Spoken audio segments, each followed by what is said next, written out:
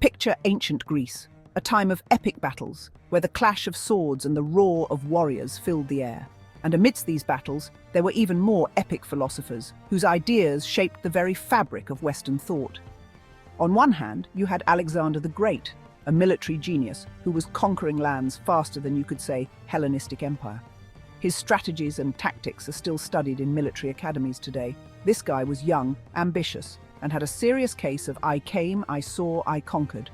His ambition knew no bounds, and his empire stretched from Greece to Egypt and into the heart of Asia. On the other hand, we have Diogenes of Sinope, a philosopher known for living in a barrel. Talk about minimalist chic. He was the original minimalist, long before it became a trend.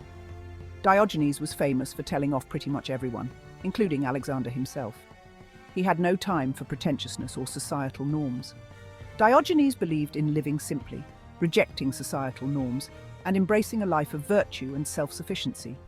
He showed that true happiness comes from within, not from material possessions. And, apparently, getting a killer tan while he was at it. He often basked in the sun, enjoying the simple pleasures of life. Their encounter in Corinth wasn't just a clash of personalities, it was a philosophical showdown for the ages. Alexander, the conqueror, met Diogenes, the philosopher, in a moment that has been immortalized in history. It's a story about power, wisdom, and the importance of a good sunbeam. Let's dive in and explore this fascinating tale of two titans whose legacies continue to influence us today. Corinth, a bustling hub of trade and culture, was buzzing with excitement. The streets were alive with the sounds of merchants calling out their wares, citizens haggling for the best prices, and children running through the crowds. It was a city that never seemed to sleep, always on the move, always vibrant. Alexander the Great, fresh off a conquest or two, was visiting. His arrival was the talk of the town. People gathered in droves, eager to catch a glimpse of the legendary conqueror. His presence added an extra layer of excitement to the already lively city. Politicians wore their finest togas, hoping for a royal nod. They stood tall and proud, their garments gleaming in the sunlight, each one vying for the attention of the great Alexander. It was a rare opportunity to impress someone of such stature. Philosophers prepped their most impressive speeches, eager to catch the conqueror's ear.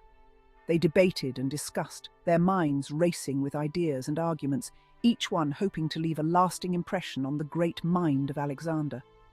Meanwhile, in the suburb of Cranion, Diogenes was, well, being Diogenes.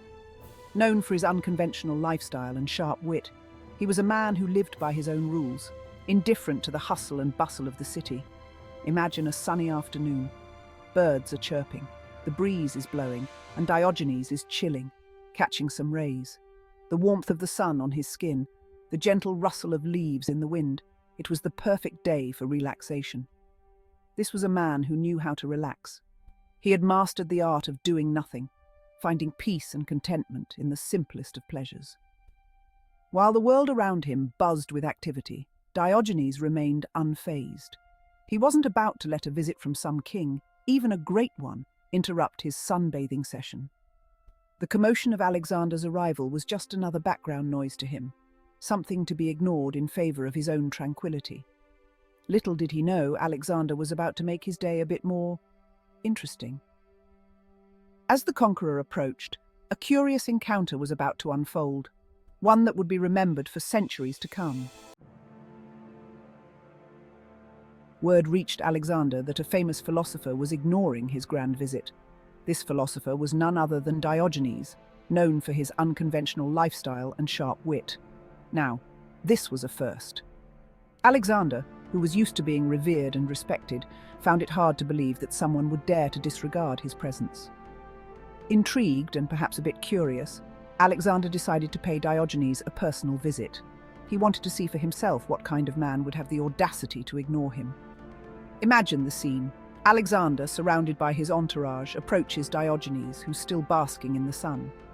The contrast between the grandeur of Alexander and the simplicity of Diogenes was striking. "Greetings, Diogenes," Alexander boomed, his voice full of confidence and perhaps a touch of, "Do you know who I am?" swagger. His presence was commanding, and he expected to be acknowledged.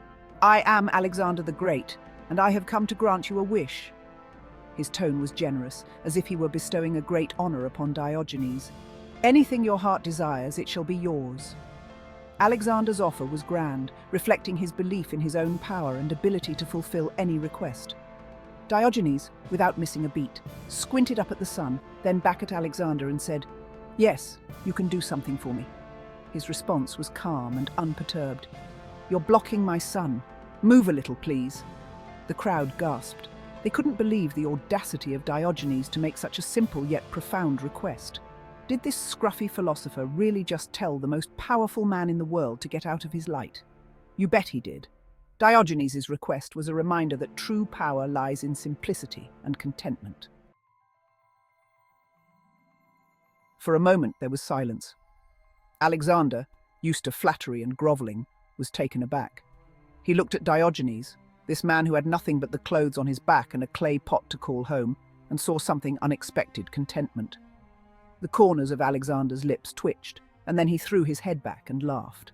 A genuine laugh that surprised even his closest companions. Turning to his entourage, Alexander declared, "If I were not Alexander, I would be Diogenes."